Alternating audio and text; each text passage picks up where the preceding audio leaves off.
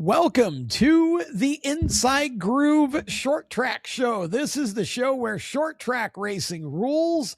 My name is Tom Baker. I'm the host of the show, and I am starting this episode with a very special guest, someone who I rekindled with, it feels like probably a year or two ago on the internet. It may have been longer than that on Facebook, but Carol Houssock is my very special guest today. And Carol, for the last 3 decades or more, has been one of the Northeast's most prominent voices in terms of announcing, and also is a multi-award winning journalist.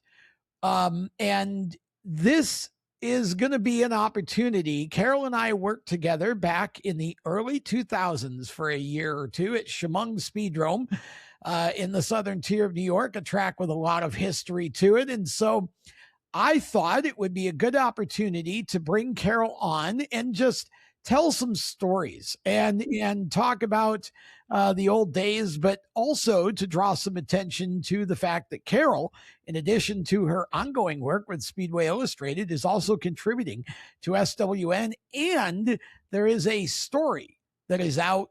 It's on our hubs, on our Facebook page, at the SWN Media, if you'd like to go and check it out. And it's a great story, just a very emotional story. I love that. And Carol does such a wonderful job with those pieces. And so we'll talk about that, however, in the context of the show as well. So Carol, with all that being said, welcome to the show. This has been a long time in the making. I'm happy that we're finally together and have the opportunity to chat a little bit about Northeast racing, because you and I both love that. Well, it's great to be a guest of yours, Tom, and it's great to actually see you, because we've chatted, we've talked on the phone, but I have not seen you since 2001 or 2. So Yeah. a lot of time has passed, but I hope we can recapture right now some of what we recaptured on the phone a couple months back. I hope so. And I'm sure we will. And, I appreciate that you're happy to see me. I do have a face for radio, and I can see by looking at you that you have aged like a fine wine and I have aged like milk. So with that being said, we'll move on and talk racing here. So first of all, for our audience who may not know you as well as I've been blessed enough to know you, give us your background a little bit. What got you started in racing? How did you get introduced to it? And just walk us through a little bit of your career. Well, it was the early 70s, and it was actually a date. A date wanted to go to Chemung Speedrome, and ironically, I had babysat for my cousin's children.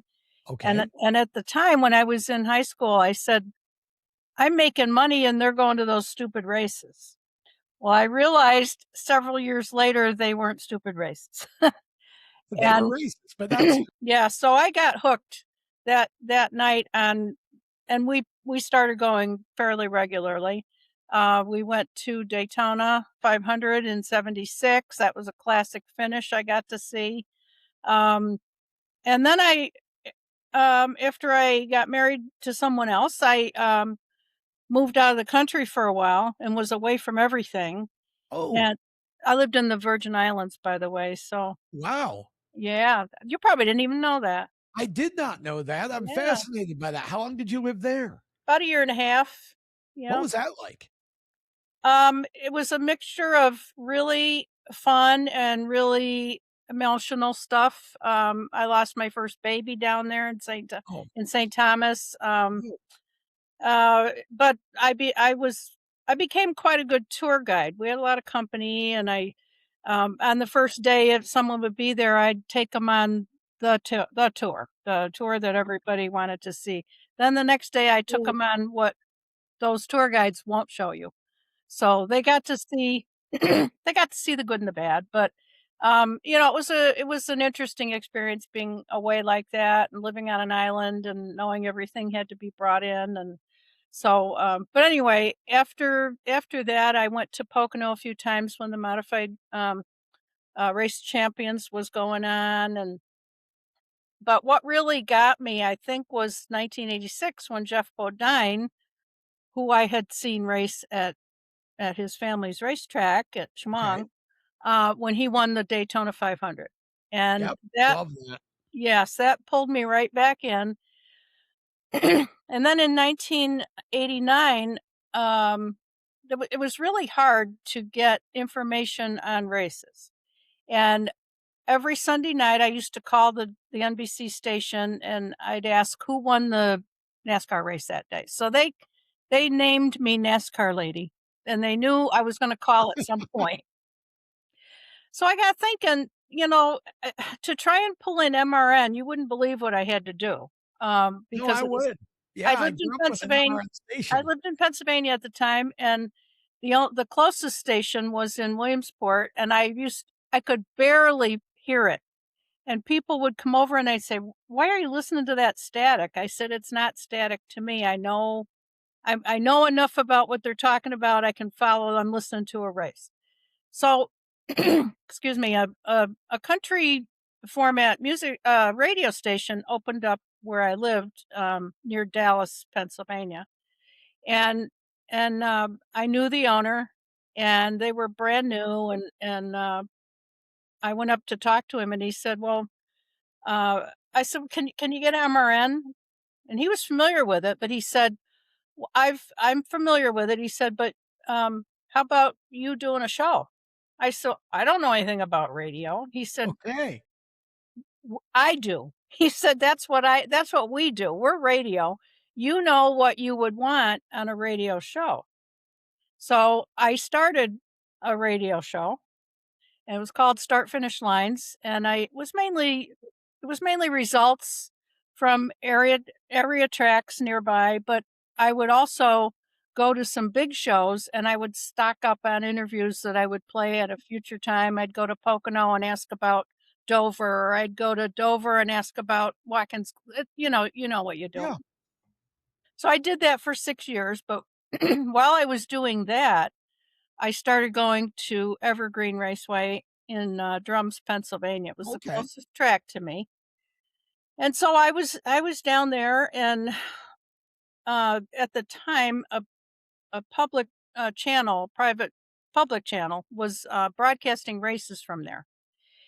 And over the one winter, they said, "We want you to join our broadcast to do driver interviews and color commentary and yada yada." And I said, "Well, I don't know anything about television." They said, "But we do." Yes. You get the Same picture? answer, right? Yeah. So I started doing that with the TV station, and it got me more familiar with the players and the drivers and things at Evergreen Raceway. Sure. Well, then in 90 at the end of 94, um, their longtime announcer, Dino Alberto, was leaving. And so the promoters called and asked me would I be their track announcer. Okay. And I said, "I've never done play by play and I don't know how to entertain people." And they said, "Well, we think you could." So I kind of reluctantly started in 1995. And I don't know how your first year was, Tom, but I know I was awful. Um, I'm not going to say I did my best at Yeah. something that I had not done before, but back then, what other females could I call and ask for That's a help? good We're point. Sure. talking Yeah. 1995. And so I tried to model what I did after Dino, because I had sat in the booth with him and watched his what he did, and even though my style became completely different, um, it was a start for me. Sure. So I was there, uh, 5 years, and then in 2000, it didn't look like Evergreen was gonna reopen, and I was asked to join Mel Thomas at the old Shangri-La. It Oh, was okay. it was 2000, The and original Shangri-La. hmm? The original Shangri-La? Well, yes, the original Yeah. Shangri-La, but Okay. it was called Tioga Yes. Speedway then. Yeah. Andy Harpel was the promoter at the time. Right. Okay. So I did that 1 year with him, and then that was Andy's last year as promoter.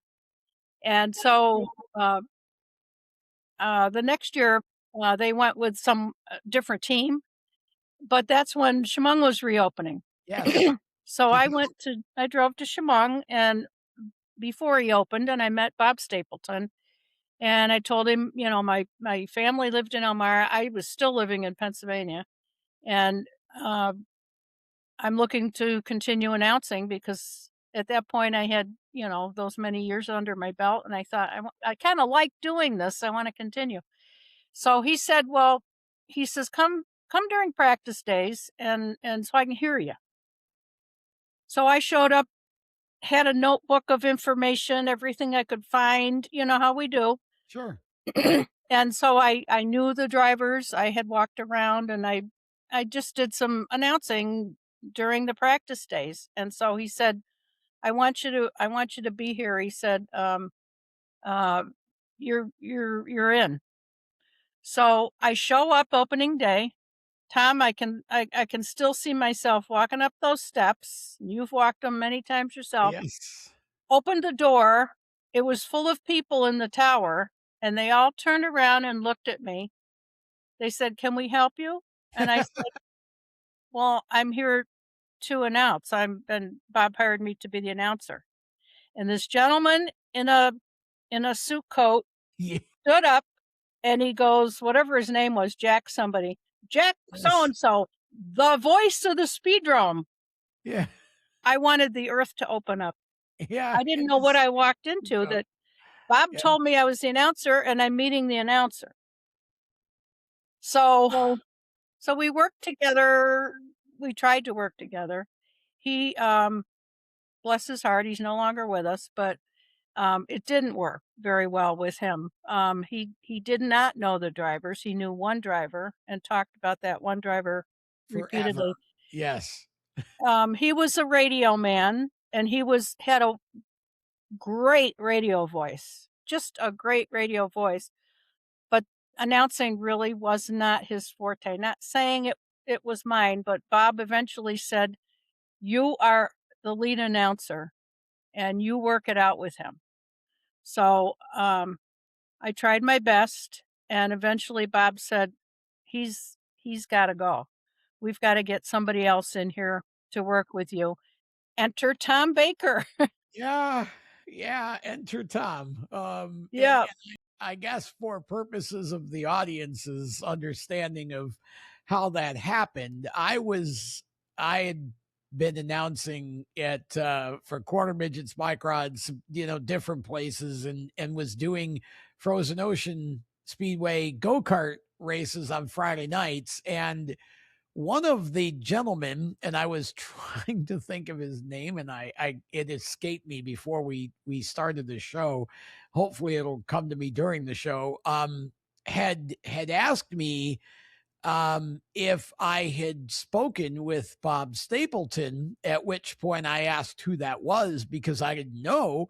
He said, "Well, he just reopened the Chemung Speedrome." I said, "Oh," I said, "I went there."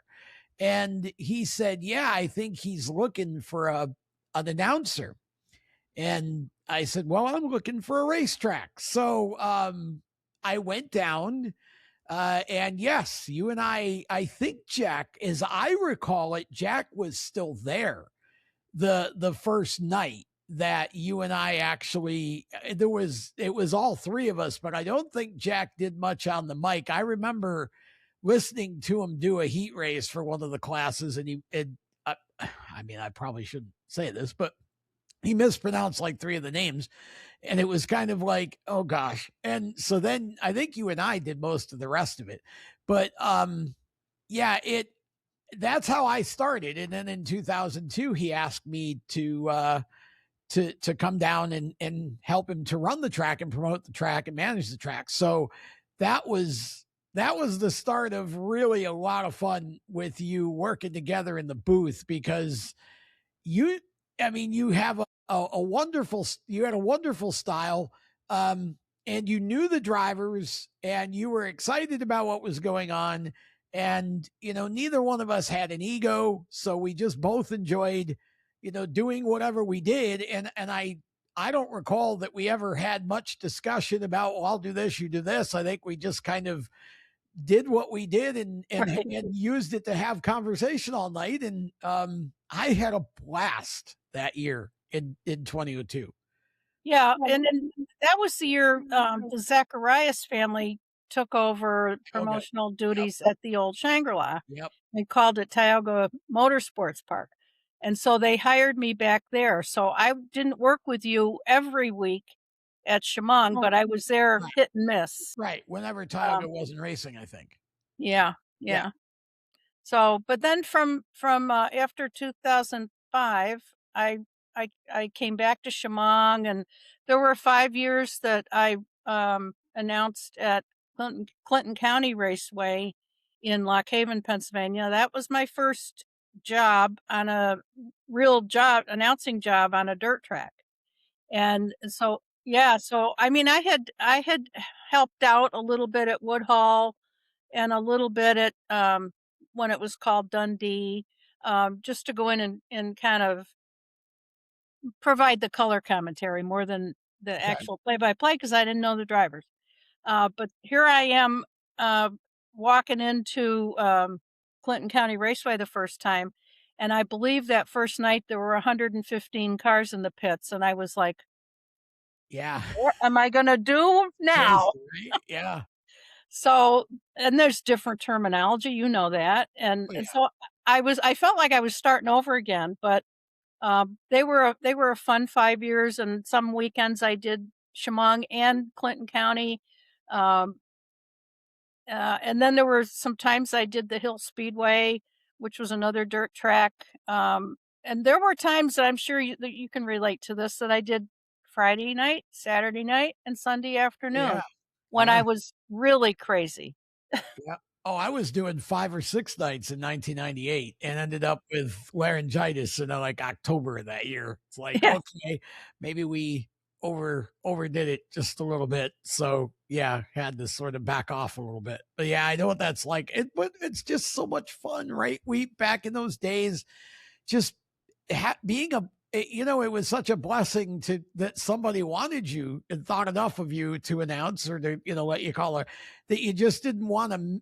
Every time someone asked if you could do it, you just did it. You didn't think about, well, I'm doing this 3 nights a week, maybe my voice, you know.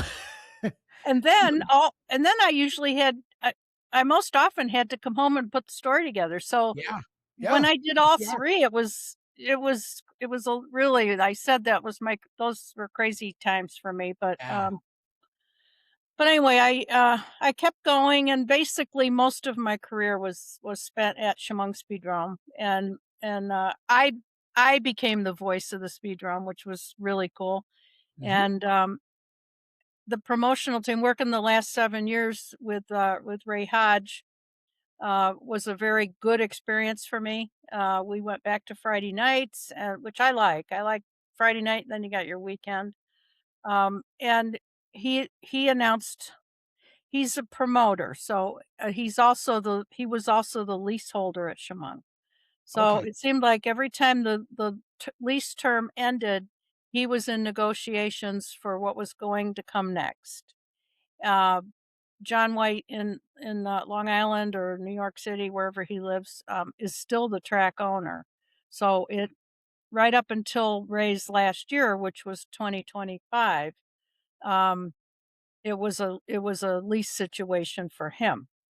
So I had decided last year about this time that, I was going to retire, and I thought 31 years announcing and doing all this is enough. Nothing else to prove in the tower, really. I had been fortunate to call a race at New Smyrna Speedway. I was on the mic at Mobile International. You know that deal too. If you go somewhere and they know there's an announcer in the stands, they tend to want you on the mic for a little bit. So Sure. I Yep. had some experiences that, I might not otherwise have had. I, over the years, called the Race of Champions itself when Andy Harpel owned the series. You did that at Oswego when it was there, right? Yes, Yes. yes, Yeah. yeah. I Your remember that. stomping grounds, yep. Yep. But anyway, and in the meantime, I had started writing for the a contributing writer for Speedway Illustrated magazine, so I thought, well, if I can take this off my plate and free up some time. There were a lot of things I missed by being a track announcer. If you miss a week, you've got to get coverage. You've got to, sometimes it was two different people, one that would talk and then one that would write. And other times it was call me up while I'm away and give me some highlights and I'll throw a story together. So I thought, well, 31 years is enough. So last year was my 31st and final year of the weekly commitment, but I still continue to write. I've already announced a show this year at Shangri-La 2. Oh, okay. Yeah, Ray Hodge is now the promoter down there. He was hired by them to promote Shangri-La 2, and so he called and asked if I could bail him out one Sunday afternoon, and I said, "Yeah," and I loved it, Tom. I it's something I love to do. First of all, Sure. I knew everyone there, so I could provide some of that backstory information, which is so important, I think. And I left, and I didn't have to do a write-up, and I said on the way home, I said, "That was fun." I really That's enjoyed awesome. it. So anyway, that's kinda how I got to where I currently am.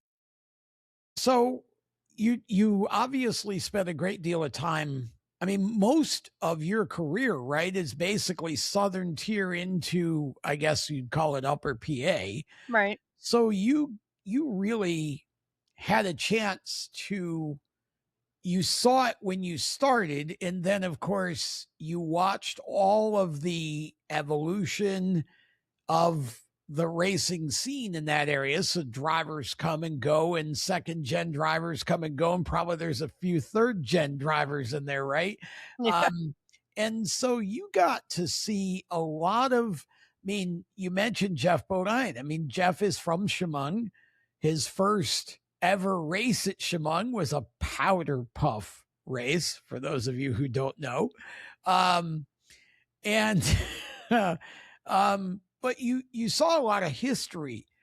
What was I would love to hear about what Chemung and Shangri-La, what was that part of the modified country like back in the 70s, 80s, into the 90s? Like talk about kind of how it was when you started, and then, versus how it was and how it is now.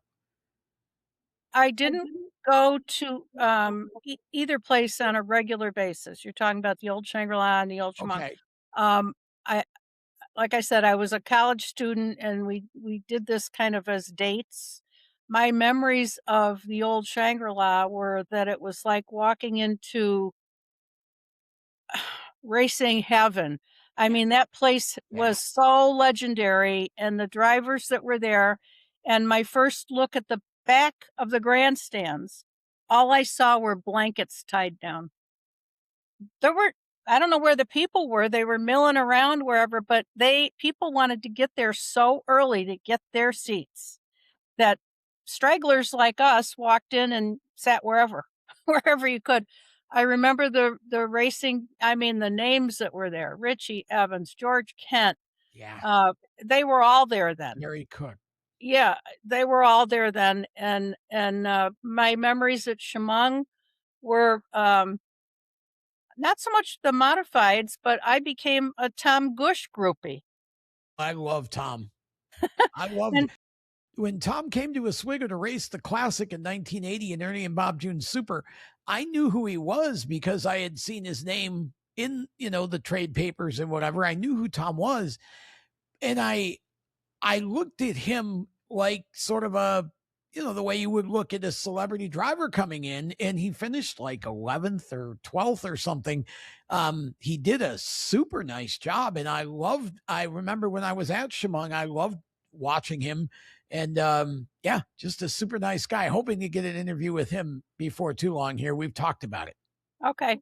Well, he ran at, against Ike Edminster and Big Bad Bob Frisbee at Chemung, so Yes, the it's those Frisbees. rivalries, those big time Yes. rivalries that I remember from both places.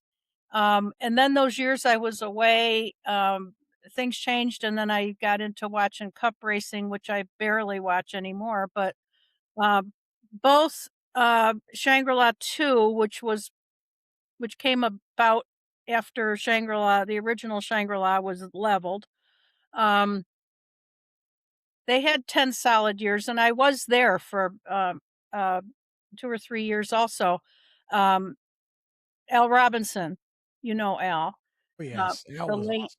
the late Al Robinson, when he had his massive stroke, I was asked to fill in for him with Tom Cummings. Okay. So I showed up that night not knowing that Al was not going to return, but I always said, to this day, I was filling in for Al.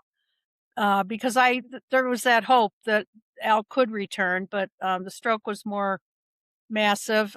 When he ended up in the nursing home in Waverly, I then lived in Horseheads. I would drive right past Waverly. I'd go to, Elderwood, sign him out, wheel him out to my car, get him in my car, put his wheelchair in the back, and take him to Shangri-La 2, Wow. so that he could enjoy it, and sometimes I took the cordless mic out to him and let him provide some comments. I also went down and, took notes as he had been a regular contributor for, National Speed Sport News. He had a column, and so I went down and I said, "Al," I said, "I think you need to do a column." "Well, I can't do that." I said, "Al, you've got the memory and I've got the fingers." I said, I'll type out what you say, and we'll" so we did that a few times, uh, just a few times because, he kinda got repetitive. Yeah. But he had those moments and sadly he passed away and at some at, at some point that was the 10th and last year of Shangri-La 2, which sat idle for 10 years. So it just was revived last year. Yeah. Jason Makarevich from Evergreen came up and leased it, ran a few shows, and my mentor Dino, of course, is back at Evergreen and working with Mac Revich. So it kind of came full cycle with Dino and I, and we're Okay. both involved with the Eastern Motorsport Press Association. He's the president. I'm the secretary. We're both board members. So um, I always say Dino has always been my mentor. Again, very different styles, but Yeah. um, that's what got me going. That's what really, really got me going in all this. How have things been going with Shangri-La 2 so far since its rebirth? Um, last year last year, not bad. I mean, people were eager to see what was gonna happen. Jason basically brought up a lot of his, employees from Evergreen From Evergreen, to sure. work. Okay. Um, they only did, I think, 6 or 7 shows last year, that deliberately. They did 1 or 2 a month, and that was it. Um, then they jacked up the price on the lease to Jason considerably, and there was no movement. Yeah. So he was out, and whoever manages the whole place now hired Ray Hodge to promote it and run Okay. it. I've been down there. I was down there just the day that I announced. Uh, not too bad. It was, if I recall, it was a pretty hot day, which was rare when I went. But I understand their car counts have fallen off and their attendance has fallen off. Plus, they're only running like 2 shows a month. Um, so they're scheduled to run Saturday night. Um, no, are they going to run 4th of July? I can't say for sure if they're running Okay. 4th of July or off till the 11th, but both tracks have had their struggles. Chemung has a new promotional team this year that came on board late. So their car counts have increased. They they lost the super stocks. It's sad that the super stock division in this area of New York has just fallen by the wayside, but Western New York, it's still relatively healthy. I won't say it's real healthy, but in this part, not so much. It's interesting with the super stocks because, of course, they've been involved at Oswego for a while with Jody London. Jody is amazing. He gives everything and then 10 times more to putting, his shows on. When he does something, he wants to do it right. And the the car counts for the classic weekend show, the London Memorial, have been really strong every year. But I noticed that now last year he was getting maybe 20 or 20 plus cars a week for the 4 shows, or 3 or 4 that he had that led to the classic. And now I noticed the other day when they had him there just a couple weeks ago, they only had like 10 or 11. And it's, I don't know what to attribute that to. It seems like maybe the class just allowed itself to get maybe too expensive, and it's become less stock than it was. And it's always interesting when you see a class like that, which is supposed to be an entry level class.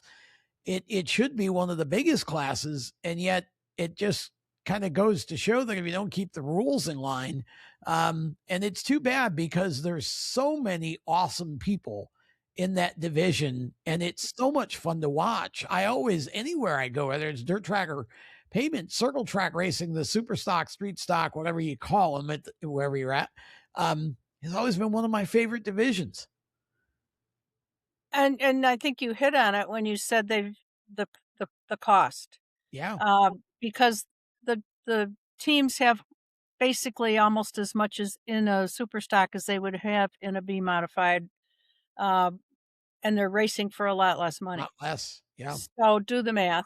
And I think when Jody's race comes about, no one else is running, so he's pulling Pennsylvania cars, Western New York, Southern New York, some probably from New England. I'm not sure about that part, but plus he's got a healthy purse, and everybody races for first. So Sure.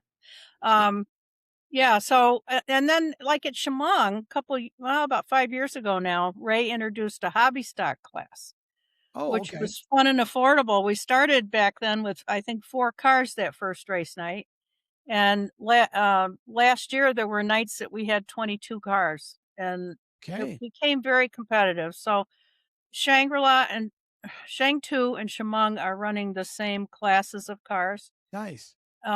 Now, since I have to correct what I just said because, I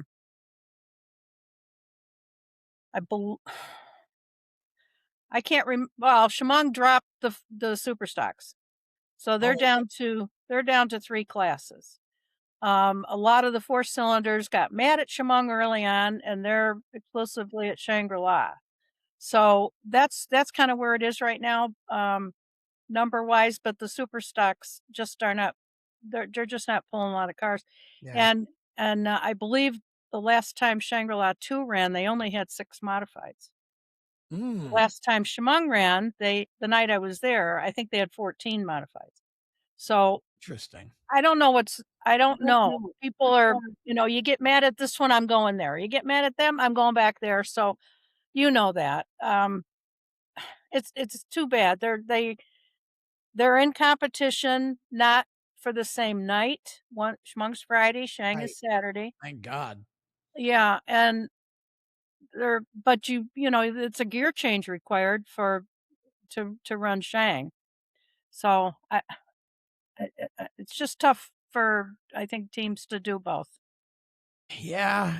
Well, and as I sit here thinking about even the super stock class, I mean, used to, obviously, they, when you were a stock class, you could go to a junkyard and buy parts. It's not as easy to go buy parts for your old Chevy Monte Carlo anymore, right? I would imagine, anyway. And so they become a lot of, built cars, so to speak. And I think that probably hurts quite a lot. You know, Yeah, and I think both tracks have adopted the ROC rules. okay. And so I think it's just up a little bit from probably what either track had initially. I'm no technical person. I don't Yeah. know that stuff, but I've heard some say that they've got all this money in this car and they can't really race it anywhere else. So, Yeah, but and it's interesting because with the tracks not running on the same night, I've always thought when you have that kind of a situation, and I thought it back in the day when I was at Chemung, I mean, at that point, both tracks are on the same night and nobody wins. You're cutting your fuel in half, and you can't when you run alternate nights. I've always thought the best way to do that is to build incentives between the tracks so the drivers have opportunities to maybe win some more money by winning at both tracks or whatever, and you can do things together. Whereas if you're trying to compete against each other, you're just cutting each other's throat and you're hurting your own your own situation. But it's always interesting when drivers sort of, well, I'm mad at you because you didn't do what I wanted, so I'm just going to go over there. It's like then they wonder why they don't have places to race anymore. you yeah, know, really. it's And a interesting. problem that we've had, we're here on the southern tier of New York State. Uh, we've had some weather issues and Sure, we've had a lot of rainy Friday nights and a lot of rainy Saturday nights we have two and down here. as I speak right now, we're going through a heat wave. So are we. It's 100 yeah, plus. well, you expect it more down in North True. Carolina than you Yeah. do Southern Europe, It but doesn't make it any easier to take and you're sitting in an uncovered grandstand on a Saturday afternoon at a racetrack, though. no, and, Chemung is already canceled for tomorrow night because our heat index today is like 107 or Yeah. 108, Ours is and up the there. same tomorrow, and if we Yep. get rain, which we may get, it's gonna be thunder boomers, and, Yeah. so they've already canceled for tomorrow night. And then Saturday, so far, the weather looks a little better, I think, for Shang too. So if Okay. I think they're racing Saturday. Yeah, I mean, and July 4th is always used to be a big weekend, right? You'd have a big show and throw fireworks and do, Yeah. whatever for the boy, it's but it's tough when it gets that hot. It's just for the older crowd, especially, it's hard to sit in that heat for hours. And people say, well, we'll just move the start time to a later time. And it's like, Might well, if it's might change it 102 in degrees. the afternoon, it's still going to be 98 at Yeah. 6 o'clock. It's not falling off to 70, you know. No.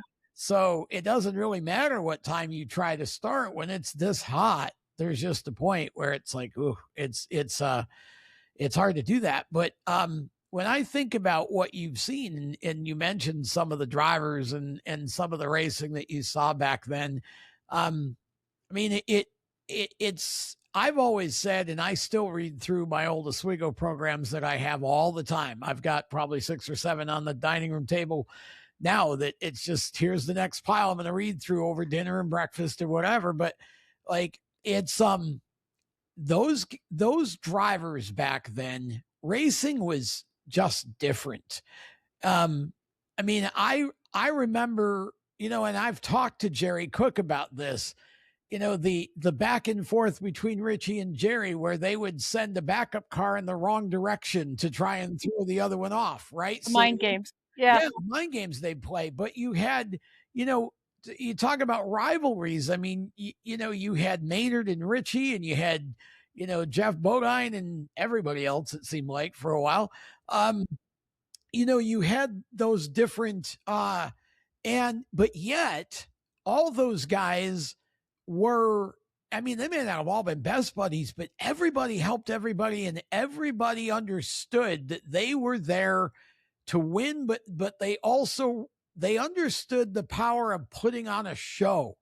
And I wonder if we haven't lost some of that in this day and age of the idea that we need to, and entertainment isn't just about putting cars in the wall. I mean, it's being an entertaining personality and interacting with the fans.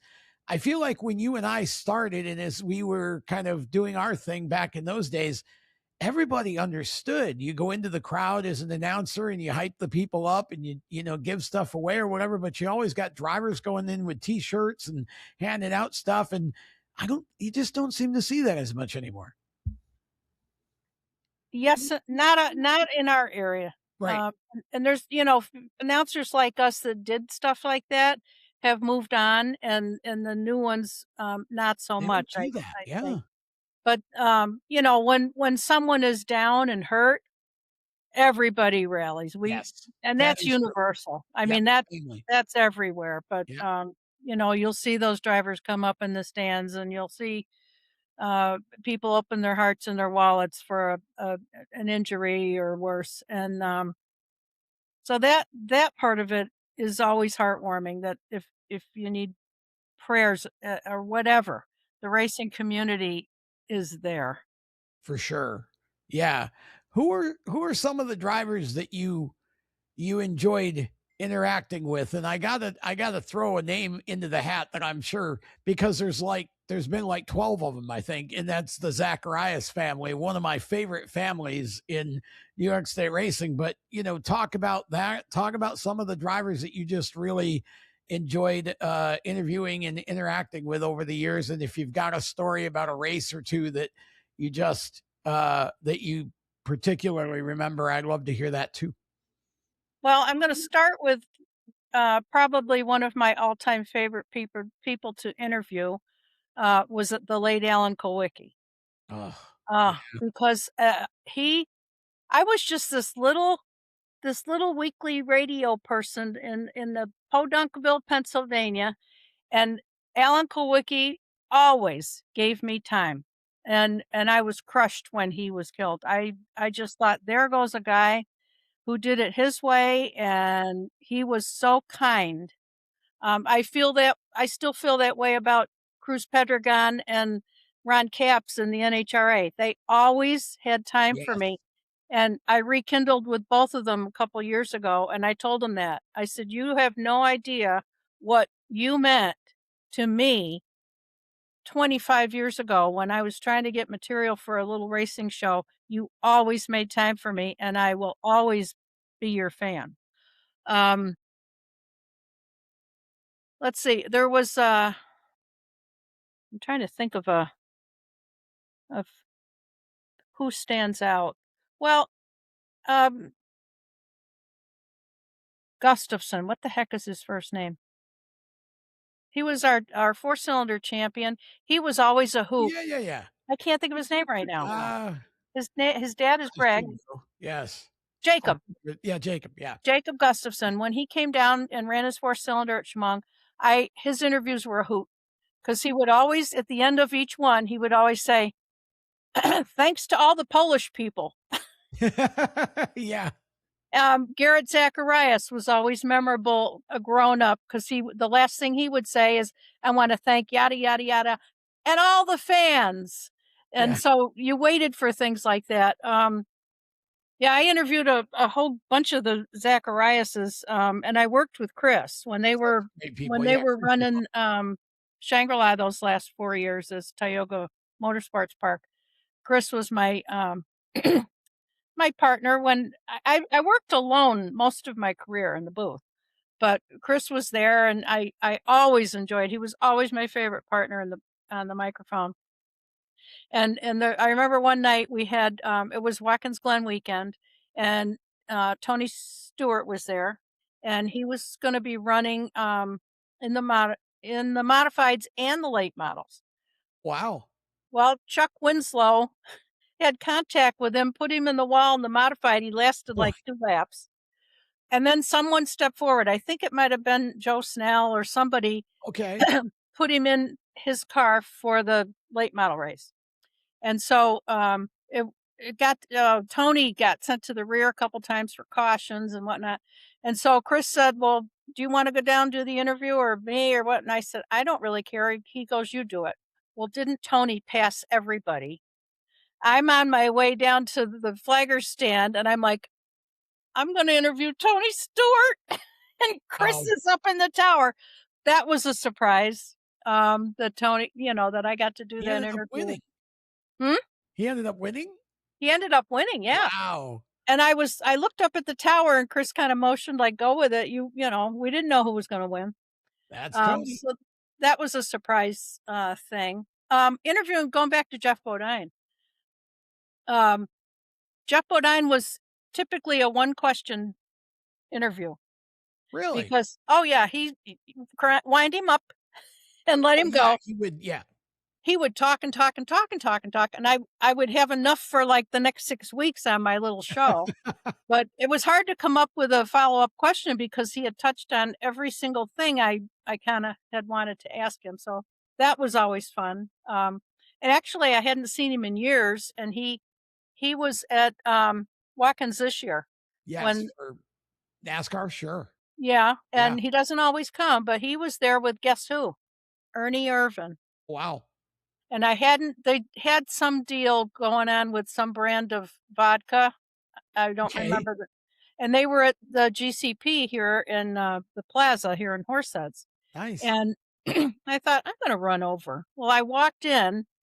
He got up out of his chair, came over, gave me a hug, and now he's introducing me to Ernie, and he's introducing me to awesome. all these people. I was like, whoa. But met his wife and hadn't seen Ernie since before he got injured, and hadn't seen Jeff in quite a few years. Once in a while, he would come to Chemung. Brett would come to Chemung and come up to the tower. I always got a good interview with Brett. Here's a Brett story for you. It was 2021, and it was Brett's daughter dates a young man who raced at Chemung. The family owns Coach's Pizza, and Bryce Bailey. They date. Okay. Bryce, so Brett comes up from time to time when his daughter Cammie comes up. So he was at the track. He came up to the tower. I had the nicest interview with him, and he sat there the longest time and whatnot. I went home the next day, and that was a Saturday night show. It must have been after Watkins. I went home that night. I got up the next morning, and I couldn't smell or taste anything. And I thought, uh-oh. I got out my COVID test kit. Boy. Took the test, and it was positive. And I was like, the first person I have to notify is Brett Bodine, because he sat right there sharing a microphone with me. He appreciated me letting him know. He did not get it, and I only had it that Sunday and Monday. I was done. Yeah, but I was like, oh, don't tell me I gave him COVID. Yeah. So I didn't. I didn't. I could have. Yeah. Well, Brett's always been fun. And again, the history of the Bodine family, and of course they built Chemung. And Jeff was always my favorite modified driver growing up. And so for me to then, at the point that I did, be able to go and actually announce that and manage that speedway, I mean, that was hallowed ground for me, even though it had been rebuilt. But I was, Bob is a great man. I had so much fun with him. He and I had so many conversations about the track and racing and direction and, should we try this? Should we do that? And the people that race there, the Kents, the Osgoods, the Zachariases, the Frisbees. I mean, I could go on all night. Yeah, Sharpstein, and Petrobowski. I remember those days so fondly, and I was so thankful that I would have. It got to a point where Bob wasn't generating the income to be able to keep me year round. So I had a chance to go do some work in Memphis, Tennessee. And I really wanted to come south anyway at that point. And so it just worked out that way. But gosh, I've told a lot of people over the years that if I could go back and and have one thing that I could make work out differently, it would have been somehow to be able to stay at Chemung, because I love the track. I love the hillside Oh, it's beautiful. view. Yeah. I mean, and I love the area. It was just so much fun. And, I met so many great people there. And, I hope Bob's doing okay. I haven't heard too much about him lately. But I haven't either. he always treated me very well. And like I said, he and I had some really, really in-depth business conversations, and it was fun. I mean, there's a program back there. You probably see it in the shot that is from O2 when I used to produce that and do all the writing for it, everything. And I do all that on Mondays. I wouldn't even go to the track. I would do that from home on the home computer and then bring it to the printer on Tuesday morning to have all of the photographer. Mike was such a good photographer, have all of his shots added to it. I'd lay it out and he would pretty it up and then we'd print it. And that was Mike's cool. still around. Is he? Yeah. I can't think of his last name right now, but gosh, I won't either until I get the program. Yeah, but he did a lot of work at the arena for the hockey team, and we got reacquainted through Facebook. Then I lost my Facebook page and had to start all over again. So we're reconnected again. But as far as I know, he's still doing some great photography. He was fun. He was great to work with, But going back just about 2-3 minutes when you mentioned those families. Jesse Kent runs at Chemung now. That's George's grandson. Wow. Nick Robinson ran at Chemung, and his mom's a Sharpstein. Okay.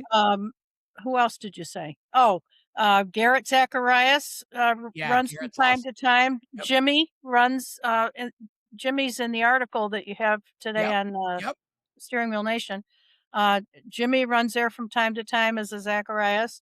So, I mean, all those Piotrowski, TJ's still running. Terry Piotrowski is leading the points in his division at Chemung. Terry, who retired 5 years ago. I was just about to say, didn't he? And 4 years ago, 3 years ago. He's out of retirement. But they teased me when I announced a few weeks back at Shangri-La too, like, well, you came out of retirement too. And I said, well, I guess so. But all those names are still there. That's crazy. It is. It's. And I think you'll have that anywhere. I mean, if you go to Woodhull, there's Morseman's. There's umpteen division names, last names of Morseman and Jen, and you go to some of these other tracks, and it's like, all right, now it's the son or the daughter or whatever. Yep. No, it is very generational. You're right. But that's why I love it. I love the local tracks for that reason, because you get the history, right? And it's sort of the family legacy. This is what we do. We race. And so, you see that and I mean, I think about, I remember Chris Clark and his hats. I mean, that was one of my favorite all-time promotions that any driver ever did. And that young man was like 17 or 18 when he did that. And I don't think he started doing it necessarily for marketing value. I think he was just having fun with it. But the announcer at the time, in 2002, thought that it was cool to recognize him every week on the mic. I had so much fun with Clarky and his hats over that year. And, and you had Josh Philpott and then, poor Tony Hamberry. I was just gutted to hear that news a year or so ago. That kid had more talent than I think he ever realized he had. And I remember having a conversation with him about that during that year at Chemung. He and I sat and talked one time. I said, Tony, you have got more talent than you realize that you have. But boy, he was a wild child.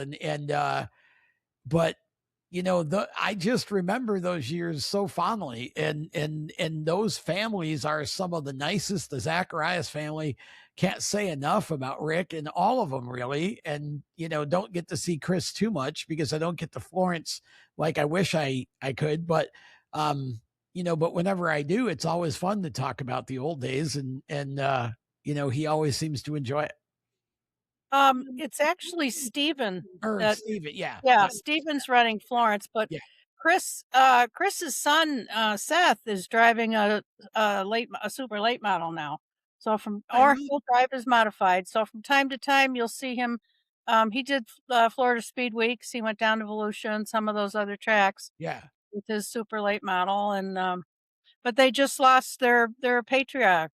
Jim passed away Yeah. in May, and I was really flattered that Chris contacted me and he said, "Would you do a story on my dad? Yeah. Not an obituary." He said, "But something like you did for my mother when she died." Yes. And I said, I don't think I have that. He sent it to me. He said it's hanging on my wall.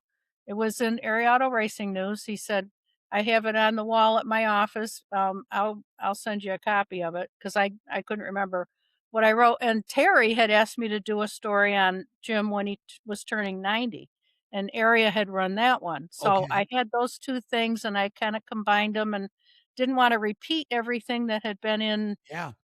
3 years prior. So I sent it to Chris and I said, is this kind of what you're looking for? And he goes, perfect as always. Yeah. So they ran it word for word. They ran it.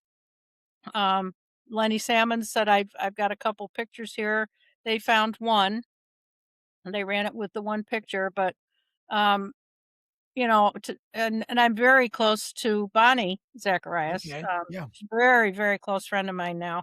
Her sister Tracy lives in, near Hickory, North Carolina. And so her sons are both down there. Well, no, Mike is up here.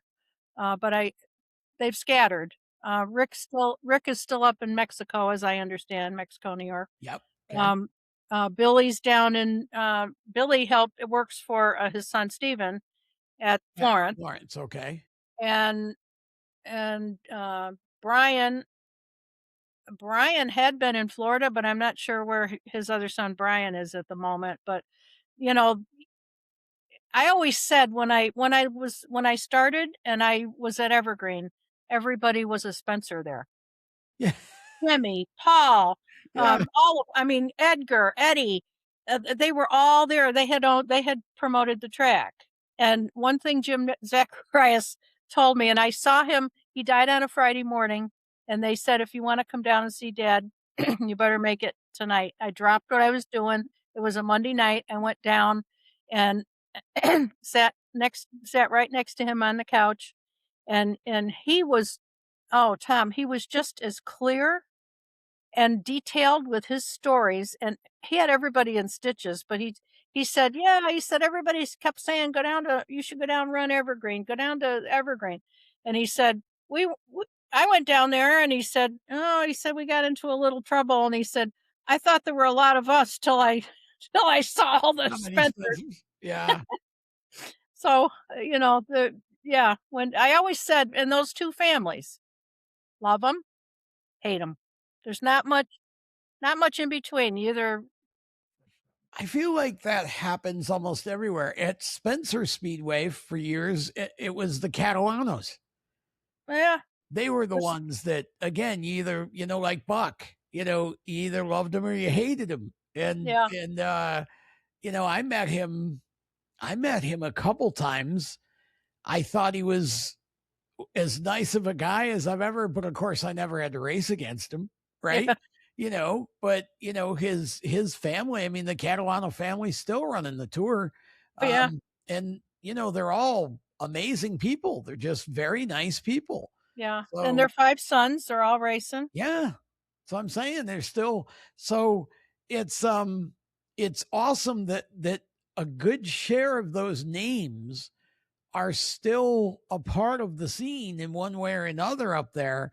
But again, some of the, I mean, I remember watching Jim race at Oswego in the modifieds for years. And that was back in the day when we'd have 60 or 70 or 80 of them for the 200. It was extraordinary, you know, to see how competitive that division was.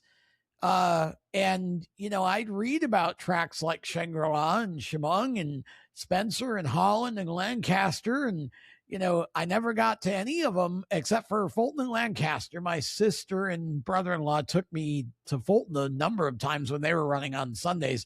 And then we went to Lancaster once when I was little. And then I went back several times for super races later. But, those, and then got to all of the tracks, obviously, as I got older and could drive and get places. But I used to look at those tracks with such reverence because when those drivers would come to Oswego, they would put on such great shows.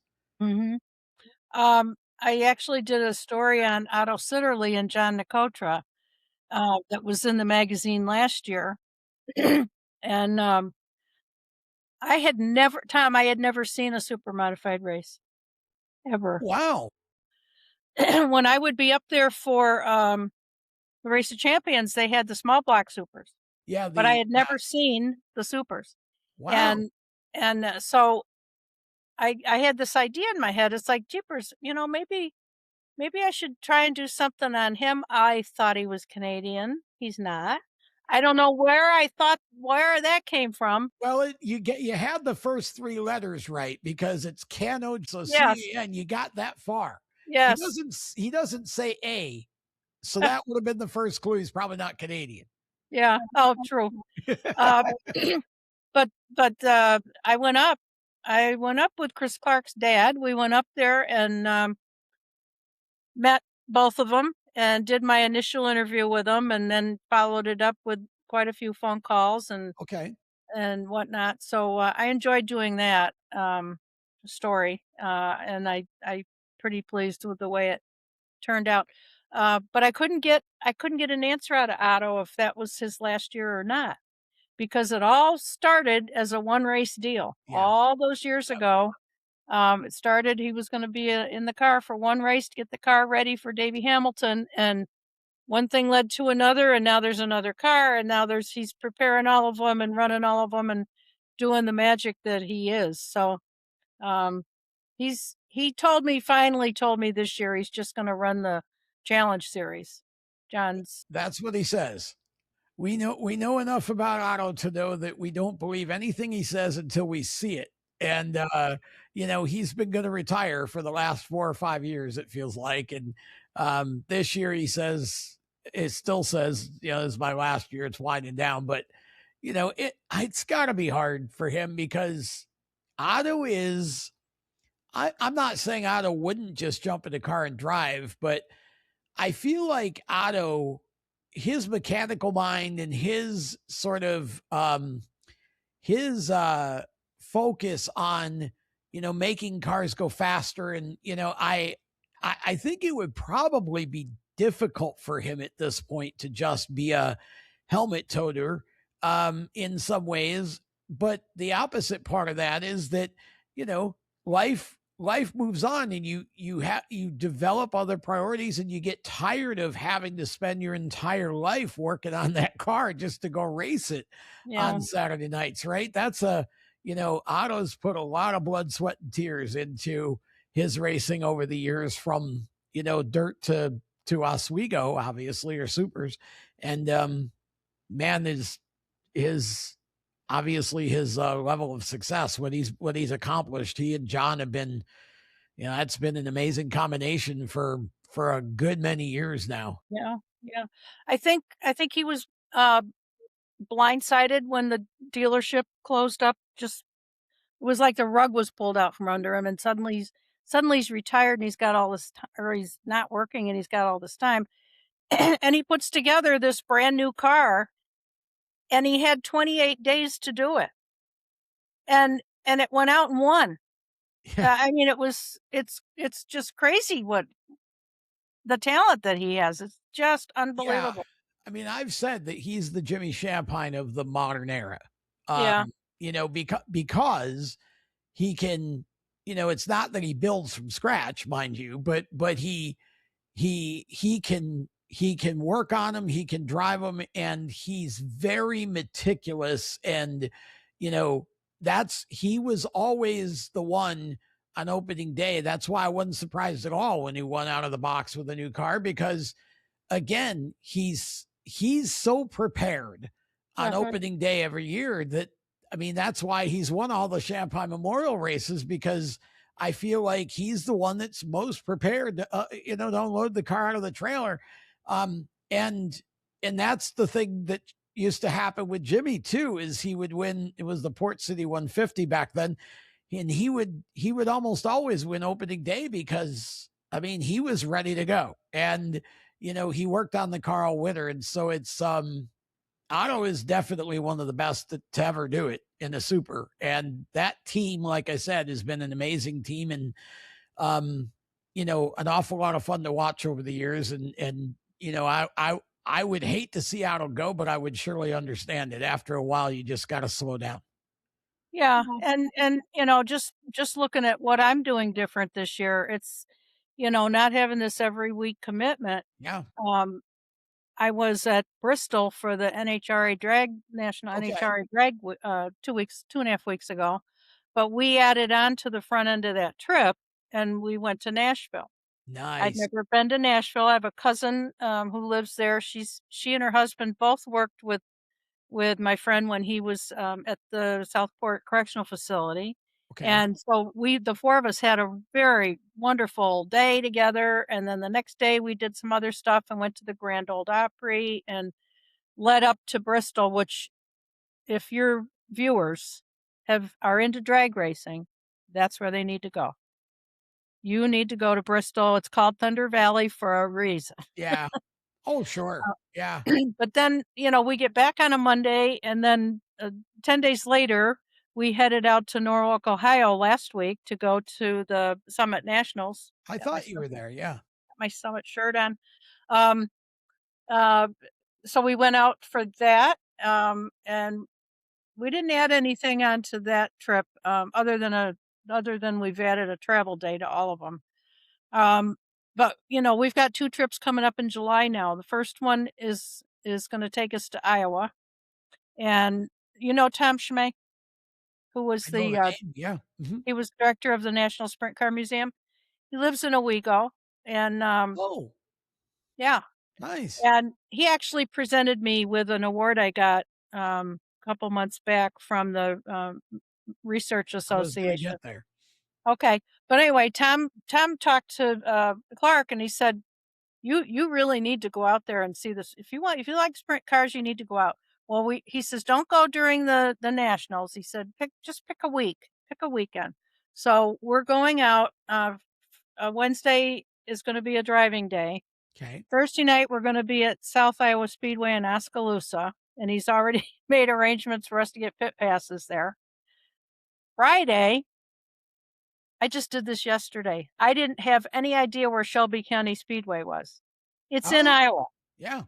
Yeah. And my favorite Lucas Oil Super Late models are going to be there for 3 nights.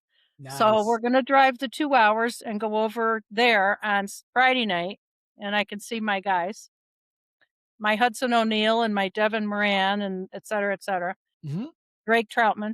And then Saturday, we're going to the museum at Knoxville, and they do have a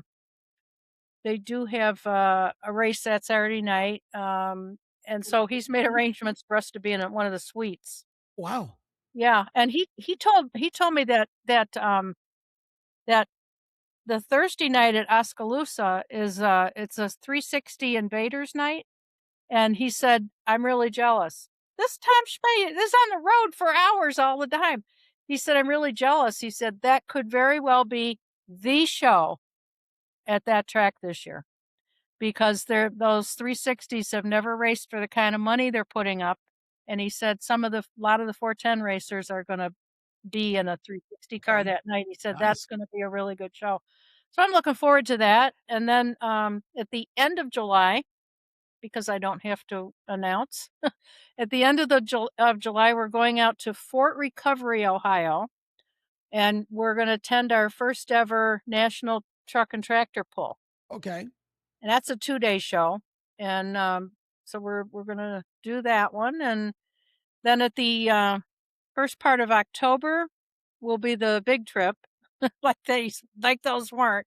The big trip is will take us back to Worldwide Technology for the NHRA event All at right. East St. Louis, and then we're gonna drive across Missouri and go to Kansas City.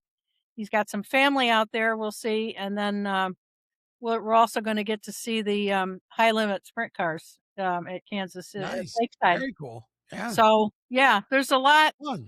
The whole world kinda opened up, and, I'm not getting any younger, and so it's nice to be able to do these things and go to places and see other divisions and watch other people race, and some of them have just been names. I am dying to meet Rico Abreu. I just want to meet Rico's great. I wanna meet that guy. I wanna meet Aaron Reitzel. I love watching these people, Brent Marks, and I just can't wait to meet some of them. Yeah, and that's the cool thing is in whether it's High Limit or it's World of Outlaws, um, those guys are all very down to earth, and there's so much young talent in the sprint cars that you know it's awesome to watch. And then you've got obviously the veterans like some of the guys you just named. Um, that it just makes it so much fun to watch those races on Flow or Dirt Vision, wherever wherever you're watching. And it's and I think in person, I mean, I love my super modifieds, but I certainly wouldn't turn down the opportunity to see a World of Outlaws show or or a High Limit show in person. I mean, I think the Outlaws still put on amazing shows. High Limit to me feels a little more cuppish, and feels kind of big money ish, but the racing's still great and the talent's still there. And, I'm sure you'll enjoy that. Boy, getting to see drag racing and high limit sprint cars in the same trip. The same trip, yeah. That's a double word score on Scrabble right there. Yeah, and this one to be able to see, so many different types of sprint cars aren't my favorite, but, I enjoy watching them. I mean, the speed is crazy. But for me, it's going to see the Lucas Oil late models. Sure. Yeah. There That's again. I and mean, I do have a cool, thing that happened while we were at Bristol. okay. One of the things we were gonna do while we were on that trip was, on our way to Nashville or on the way back, was to drop down to Marysville, Tennessee, and go see Smoky Mountain Speedway Okay. owned by Yep. Roger Sellers. And it actually didn't work out either way. Uh, on the way out, he hadn't come back yet from travel. His daughter was there, and she said, "Oh my gosh, I forgot my son's getting braces on today, so it won't work out." On the way back, he wasn't gonna be back till Thursday night. This was Thursday, and she said, "I forgot we have a big rally, event going on." She said, "I've got 1,500 motorcycles here, and it's crazy." So, it wouldn't work out. So, I was talking to Roger on the phone, and in the conversation, I mentioned, "Well, we're really down here to go to the NHRA event." He said, "Oh," he said, "I haven't missed one since 1974." And I said, "You're gonna be at Bristol?" "Yep." He said, "Just Sunday, though." He said, the guys some of the guys have I'm gonna bring the guys along with me." And I said, "Well, let's hook up on Sunday then, if you're there." So, he sends me a text and wants to know, where are we seated? And I told him, and we sit in the way it's laid out, the golf carts take you up to the top of the grandstand. Right. So Okay. we're now on the top row with our Yeah. seats.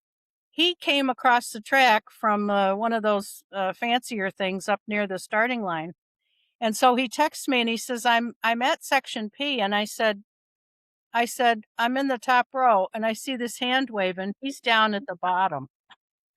Roger Sellers walked up all those steps. Oh my. I got a nice hug and whatnot and introduced him to Clark, and he's apologizing for not being at the track. Next thing I know, he says, "Excuse me, I gotta make a phone call." He makes his phone call, he comes back and he goes, "I told Devin to come over here." he called Devin Moran. Nice. All of a sudden, there's Devin Moran and Roger Sellers and Carol in between them, and that's a photo op. That's But, awesome. and it was just one of those special moments. I mean, there are special people in this sport.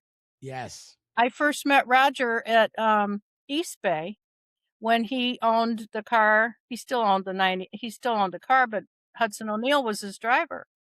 And I've sort of made him my number one person, but now he's got Devin. And Devin's a new dad, and they're showing me baby pictures. I mean, these are things that the years in the sport are rewarding me now That's with awesome. those things. And as a grandmother, to be able to see, somebody that Roger now almost considers a granddaughter, it was kind of cool. And it was really cool.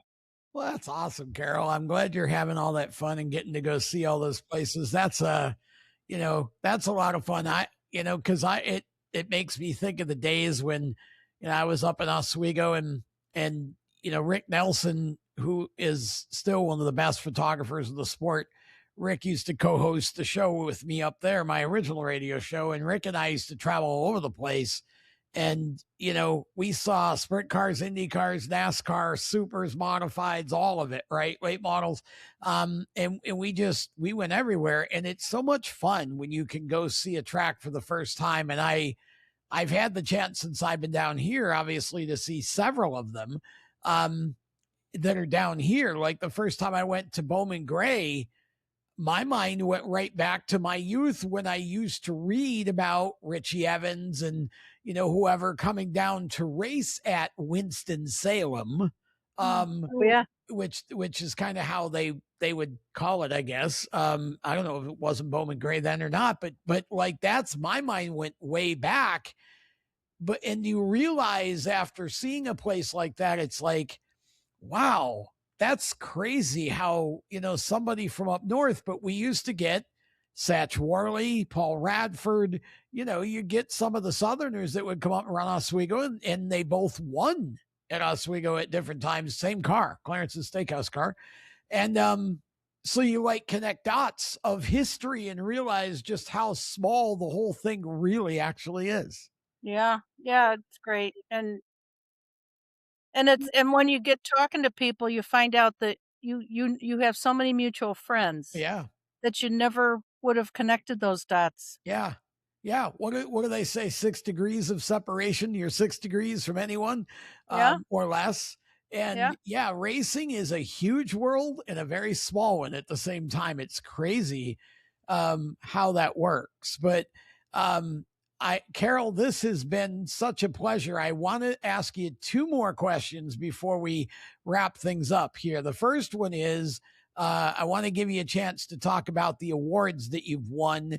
And then the other thing is I'd like you to, without giving it away, because we want everybody to go to Steering Wheel Nation and read it, but tell us what your latest article's about. Okay. Well, I think the first award I got actually came from the Zacharias family. And from time to time, they give out a memorial, Shirley Zacharias Memorial for a woman in motorsports. And Chris handed that to me at one of the banquets I emceed. And I've certainly gotten employee of the track from Schmong and yada yada. But since my retirement, I was nominated and was the first ballot and acceptance into the Chemung County Sports Hall of Fame. That's awesome. And I can tell you, Tom, no way in the world did I ever imagine a non-athlete, would end up in something like that. That's awesome. And they have a category for contributors, which would be like coaches and announcers. And so I accepted that back in December. That was a big night for me. That's awesome. And then the Auto Racing Research Associates, that one came out of the blue. I was nominated to receive an award. I went in the same year as Earl Krause from Area Auto Racing News. So that came, well, Tom had the award. and Tom Schmay presented it to me. Oh, maybe February, I think. Uh, so those are biggies. But my writing has also, and my work with the Eastern Motorsport Press Association, has earned me two beautiful 15-inch tall statues. Okay. One for contributions to the organization, and one, I was the writer of the year, I was co-writer of the year. There were 2 of us, it was a tie vote, and so I got that, and I've earned some. I got a first place writing award, a couple years ago for an article on a guy named, Marlon Yoder, grew up in the Midwest, Amish. You Oh, probably know about the guy. I think I do. The last name's familiar. Well, Yoder, if you're yeah, he actually runs, at Tri-County Speedway down near you, and Yes, okay.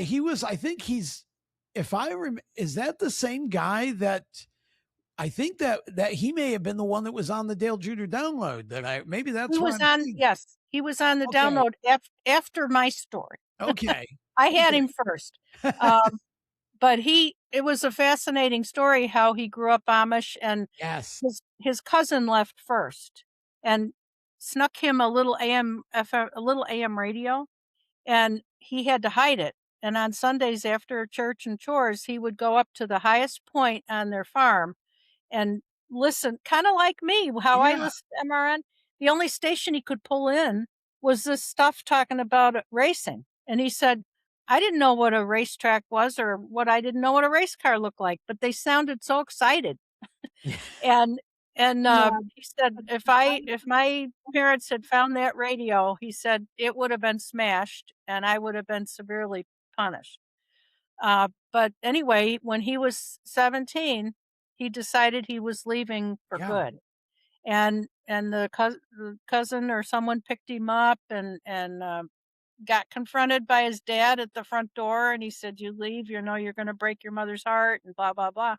He left, and, it was just comical hearing I don't wanna take up too much time, but, um, that first day, they went to the drive-in at McDonald's, and his friend said, "What do you want?" And he goes, "I don't know what they have." He said he'd never been to one. He Yeah. said, "Well, just get me what you have." Got to the guy's house, and at one point, they were watching a race, and he said, "Oh, just," the guy said, "Just go heat it up in the microwave." He goes, "I go out and I'm looking at this thing with all these buttons on it. I had no idea what it was." Use it. Yeah. "You better come help me because I don't know what I'm looking at." So then he went to a race finally, and then he said, "I'm gonna go take a little trip to the Charlotte area. That seems to be like the Mecca." Yes. And while he was there, he picked up a little job, got involved with another team that had some Amish roots, the late model team. Fast forward, he permanently moved there, got a job eventually with Hendrick Motorsports. Right. So when I called him to do the interview, I was getting ready to go to Bristol. And I said, "Marlon, I'm not going to be here. I'm going to be in Bristol for the drag races." He said, "Well, I'm in France." I said, "Like France, like Paris, France, like that?" Yes. Here he was. They had this project called Project 59. I think it's Garage a 56. It was Garage for Le 56. Mans. Yeah. Yes, Yeah. and he was there with the Hendrick. They were introducing this car, and the goal for that car was to survive They that did. race and Yep. finish it. They did. They were multiple laps down, but they did finish. So anyway, I did the story on him, and that won first place in the writing contest. He has since left Hendrick and has his own business now and doing well. Um, Okay. in in one of the suburbs near Charlotte somewhere. And I don't know where I was going with that one. But anyway, I've won several writing awards, and so that kinda takes care of the awards. The other one, you asked about the article that you put up, Yes. I will just say it was very emotional. It A was. former It was a track great story. Thank you. A former champion at Chemung, um, who back then we were under the NASCAR home track banner. So he got to go to Charlotte, and he was 18 years old at the time. The whole family went to Charlotte for that experience, came back, and he raced some hit and miss, decided some RLC shows. He wasn't going to run anywhere for points, and his dad had been a dirt racer, so he wanted to try his hand at that. And so most of his driving up until age 26 was on dirt tracks. And sadly, he was working on his car in his dad's driveway. The car slipped and landed on him and took his life. And Yeah, it was hard to read. yes, it was. And so the Zacharias, as you mentioned, they and another family, long-term family at the track, got together and the Zacharias owned that car at that time. Got a new paint job on it. They put a motor in it. They had the driver from the championship the year after Connor Sellers had his, drove the car. They were all, Joe and his had already lost his wife not even 2 years prior. Now he's lost his son. So he and the daughter were there. Make a long story short, the Cinderella finish happened. He won the race. So I hope people will take a chance to read it. I just summarized it a little bit, but Yeah. that was one of those Yeah. tearjerker moments for sure. Well, you do such a wonderful job with your writing, and you have a knack for those types of stories, and being able to tell the stories and have the emotion without kind of losing the essence of the story. And that's I mean, that it was a hard read this morning for sure. And Thank you. you so yes, by the way, for those watching, steeringwheelnation.com is the hub. It's on our website, or our hub as we call it, steeringwheelnation.com. Or if you're on Facebook, at the SWM Media, or just type Steering Wheel Nation into Facebook, it'll come up. But it's out today, and go check it out. Carol's you can go to our website, by the way, too, steeringwheelnation.com. Just go up to the search bar at the top, type in Carol Houssock. We've had several stories that Carol has written for us that are there. You can go back, read them all if you want. And feel free to subscribe to our Facebook page as well, or follow our Facebook page as well. But Carol, this has been so much fun. I have more I'd like to talk about, but we'll save it for another time, so we have an excuse to bring you back, and maybe we can chat about some of the more detail about the racing that you're seeing out there, because I know you love drag racing, and you'll get to see the sprint cars and all of that. So, we'll have you back on so you can tell us all about your experiences there at Knoxville as well, because that's pretty that's a bucket list item for me. I just haven't gotten there yet, so I'm kind of jealous you're going to get there, but I'm actually excited because you can give me a short track fan's perspective on it. There you go. Yeah, and I certainly will do that. Carol, again, thank you so much. That is Carol Houssock, and we are going to step aside for a moment. Back with more of the Inside Groove Show right after this. If you need car repair, Jake's Automotive of Oswego is the place to go. Jake's has been servicing vehicles in Oswego County for many years now. From diagnostics, basic maintenance, and brake assessments to steering, suspension, and alignments, they are your go-to shop for auto repair. They make sure you understand everything they're doing, and their comfort is always their number one priority. They work quickly and accurately, so the job gets done right every time. They are a family-owned company that treats customers like members of their family, and that means you're going to get good, honest service whenever you call on them. Jake's Automotive, 315-342-6871. Jake's Automotive is the place to go in Oswego County for automotive repair. Supermodifieds in action all over the place over the last few weeks. We'll try and just touch on what's been happening since we have been off for just a bit. Tyler Thompson with a big win at Delaware back a few weeks over in Ontario, Canada. And Tyler, after ballparking a car at Flamborough in the first ISMA show of the year, that was a sweet comeback victory for Tyler Thompson, much needed. Tammy 10,000 race 2 of the year. So a big win for that team. The next day at Lancaster was Canadian Mark Samet taking his old reliable 78 to victory, and always fun to see Mark win. He's a great guy and a fantastic racer, former TQ midget racer, I might add. Then this past weekend at Berlin, a pair of dandies, Tyler Houssock in the Prelude 40-lap feature on Friday, picking up the victory over Mike McVetta. On Saturday, it looked like Tyler was going to win again. McVetta, problems early. Radiator cap comes off when he goes over a bump. Had to make a pit stop for repairs and some water for the race car. Comes back out, starts at the back of the field, blows through the field like a Japanese bullet train, and goes right on by Tyler Houssock after a furious battle and drives away to pick up his third straight Great Lakes Classic victory at Berlin. Jeff Striegel and his group always do a nice job, and good turnout of supers for both days. Big concern, though. We've blown, I don't know how many motors. Otto Sitterly blew one at the beginning of the year. I think Stout Racing lost 2, if I'm not mistaken, during the Delaware Lancaster weekend, but at least 1. And we blew 3 of them at Berlin. So I was told last night, and I don't know if I believe it, but I guess I could see where it could be true. I was told that Chevy big blocks are getting scarce.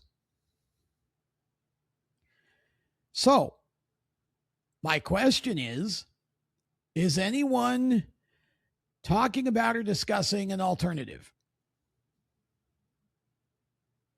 Are we at that point where we should be before it gets desperate? Because it would be awful. I mean, we've had, if I counted right and I haven't missed anybody, then we've had at least 4 or 5 blow motors, 6 potentially this season. So that would be enough to tell me we probably have an issue somewhere, somehow. So what is going on to try to mitigate it? I know it's different teams, different motor builders, but that worries me all the more.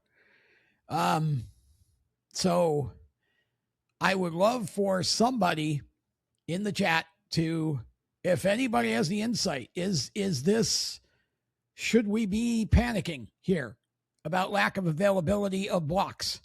Is there any real truth to that? And I could even, at that point in time, we weren't even talking super modified, just talking Chevy motors.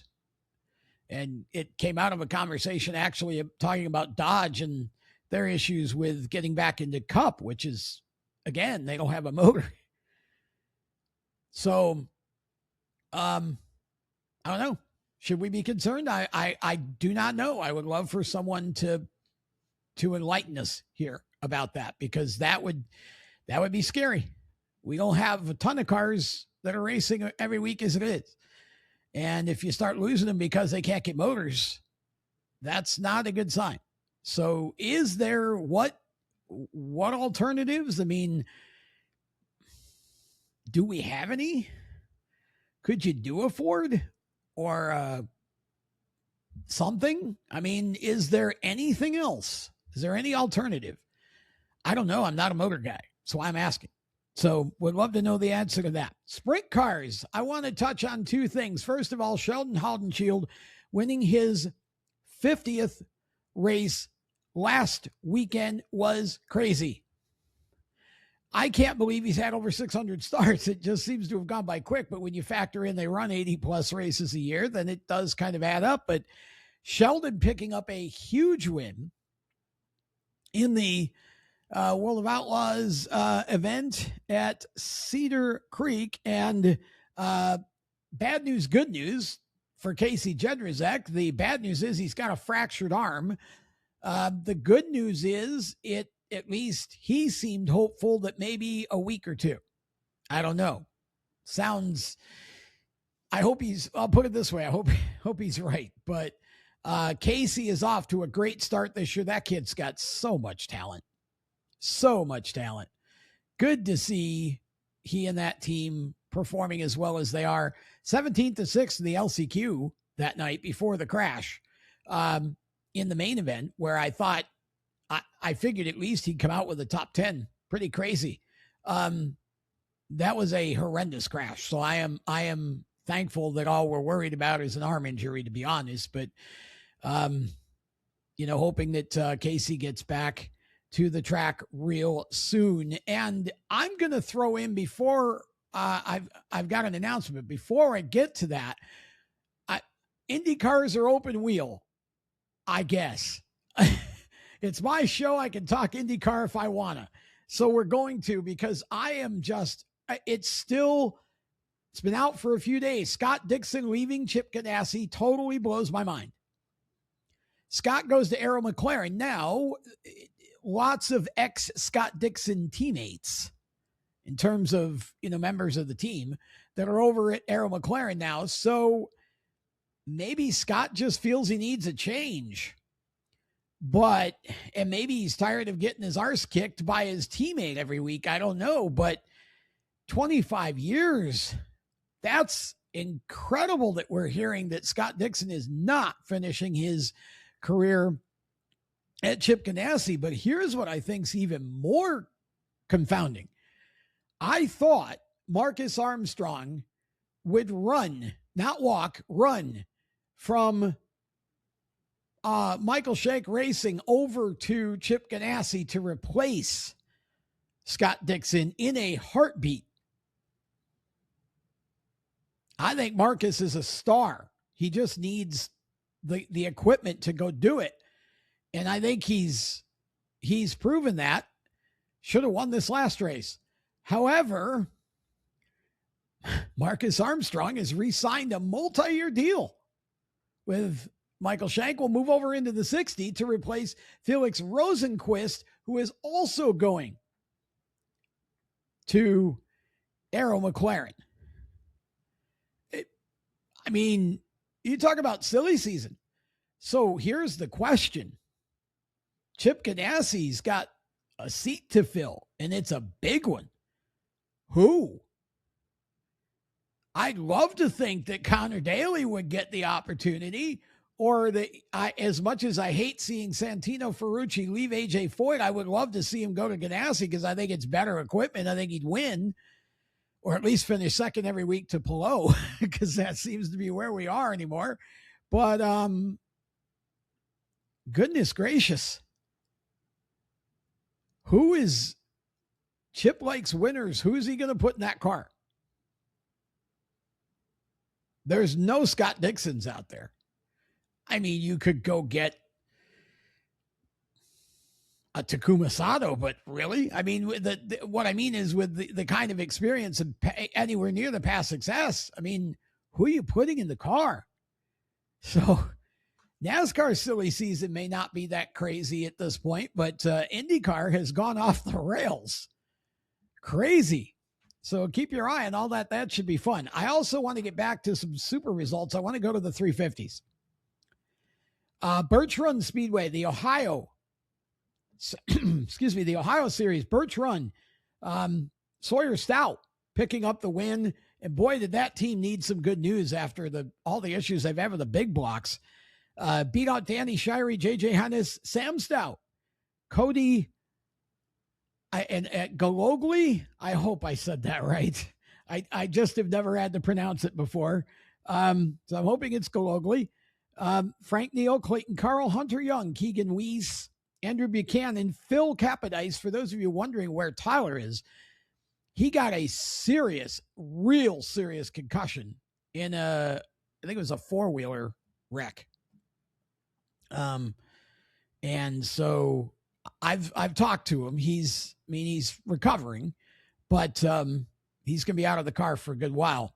So Father Phil filling in, and Kenny Sharp, DNF due to an engine issue. And let's see, Whittemore Speedway, same series, Ohio 350 Super Sprint Series, JJ Hennis.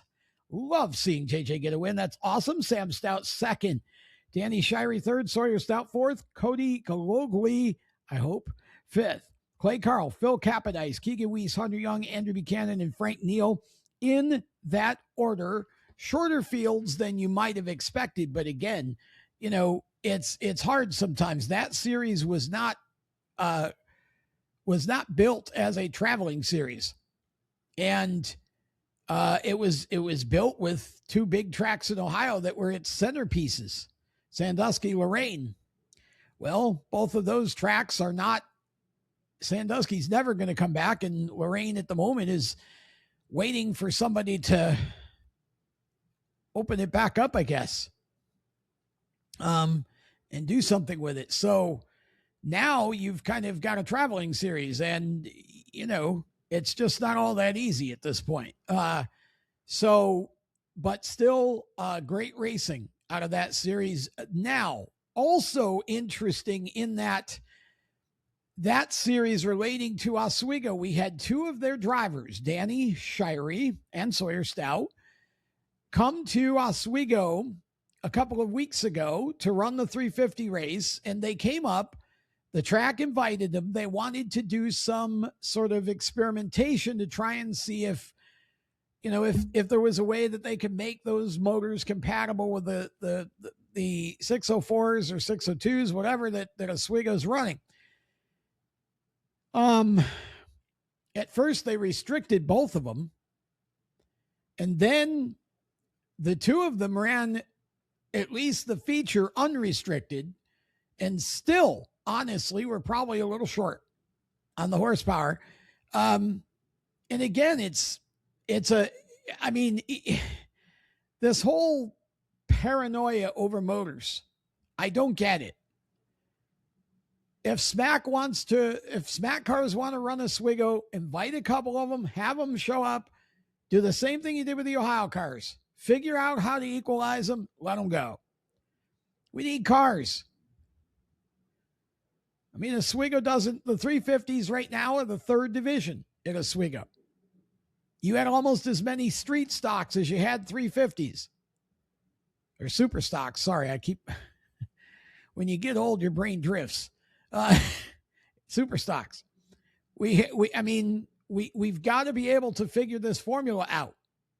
So, you know, I know there's probably some drivers or teams that don't want to hear this, but you can't afford to be arrogant and self-centered about this.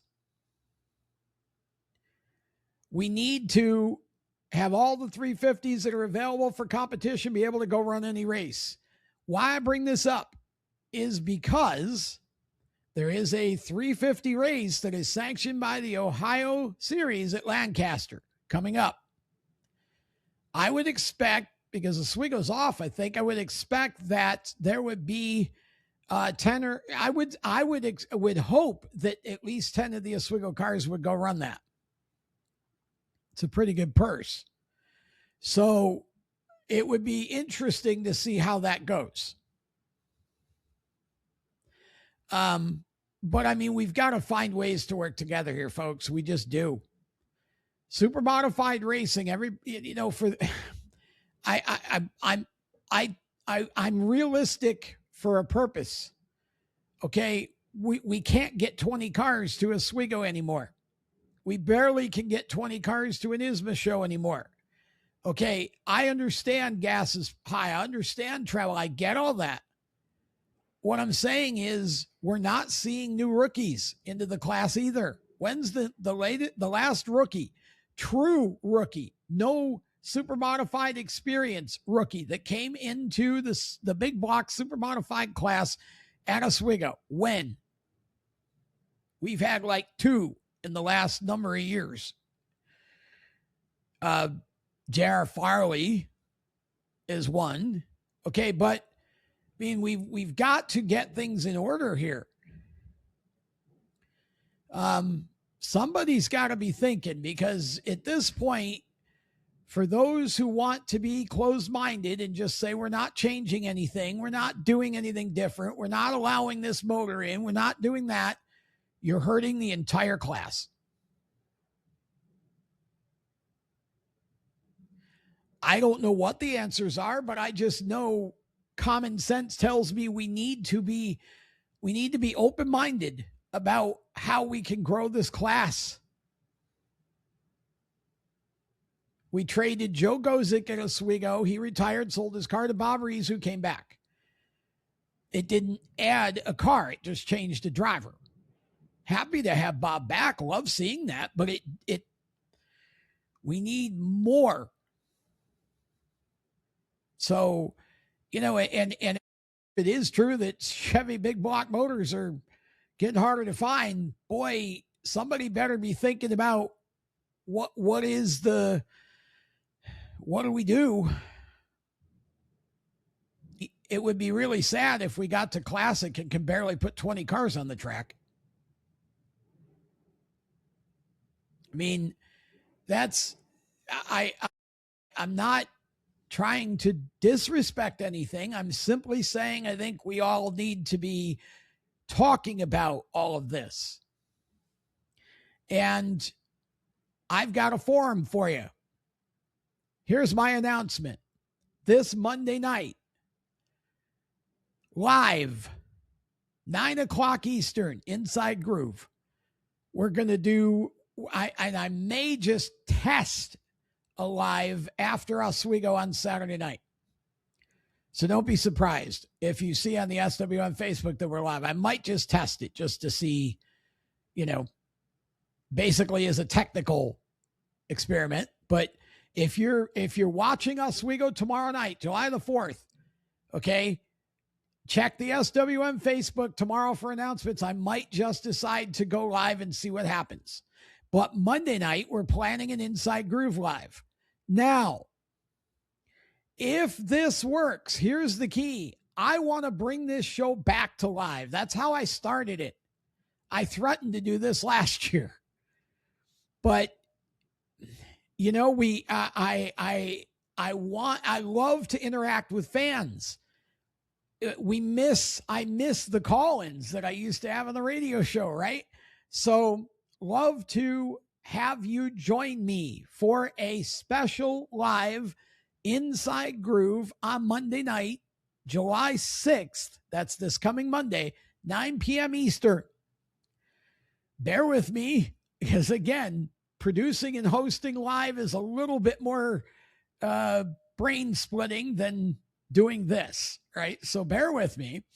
But the goal would be if we can get some people and we can get the chat going and we've got interaction, we're building an audience, then that's what it'll be every week. It'll be a live show again. Those of you who can't watch it on Monday night at 9, it'll be there for you. Let's go back and watch. But the whole idea of doing it live, if we can get some driver guests and some people guests and some audience, and we can talk super, sprint cars, whatever's going on in short track, I'm open to all of it. Modifieds, late models. I mean, the modified tour is the gift that just keeps on giving lately. They just made some changes to the roof and the hood for those cars. Apparently there's been some folks that have, found the gray area. NASCAR can't have that, right? So new rules starting August 1st. Go to the Wheel and Modified Tour page if you want to see it. It's out there. You can read them. But, and they're still having tire wars over there, tire issues, people not happy. And so people not running all the races. I mean, it's sad because It's, here again, modifieds were a once proud division, but right now they're a mess. Same thing as the supers. You've got tours fighting tours. You got this tour and that tour and this. It's just a mess. Costs for the NASCAR tour are astronomical. They tried to change tire brands to save some cost, and now the drivers are complaining that the tires aren't good, but other drivers are finishing and winning. So I don't have a lot of sympathy for some of these people. It's like, if you want to race, race. If you don't. But it's the same for everybody. So it's just, it's hard. I love short track racing, but and I'd love for our show to be a forum for people to talk about these issues, and maybe there's some ideas that come out of it. That's the whole point of it. So we're trying to do with the Pit Pass as well. You get an off-site community where everybody can actually see everything that gets posted and talk to each other all in one place and not have 5, 6, 8 different groups. So Inside Groove, Monday night, 9 p.m. Eastern, live on the SWM Facebook. It may be some other places as well, but if you haven't followed us at the SWM Media. And by the way, before I finish this show, just a reminder, please go read the latest Carol Houssock article on steeringwheelnation.com. It is a tearjerker. It really is. Carol did such a beautiful job with it. She writes so well. Hope you enjoyed that interview earlier. Okay, that's it. We'll wrap it there. And congratulations, by the way, to our latest sim racing winner as well. We raced at Nashville, and Zach Mertez from down here in North Carolina picked up the win, and it was a pretty big race at the end. 4 cars battling it out. 2 of them ended up spinning in different incidents in the last quarter of the race, and they all ended up right back in the mix. And Zach Mertez got the win, so that was a lot of fun. Next race for us in the Truck Series, Michigan. And don't forget, we're going to do some modified stuff from Oswego on the sim. I'm just trying to figure out how to do it. I'm not going to do it during the year because we can't. Fridays are Fast Friday. So it'll probably be after Classic. We'll start that. So looking forward to it. Okay. Thanks for watching, everyone. Hope you enjoyed the interview with Carol Houssock if you watched the whole show. And stay tuned. More great content, steeringwheelnation.com every single day at the SWM Media on Facebook, X, and Instagram. And of course, if you're friends with me on Facebook, I put a lot of stuff there too. I use my personal Facebook like a Twitter account, basically. So I'm always posting about stuff. So very active there as well. Have a blessed 4th of July weekend, everyone. Safe racing, safe fireworks. Nobody lose a finger, please. And we'll be back Monday night. But watch Saturday night after the races. I might just try going live. SWM Facebook. Have a great weekend, everybody. So long.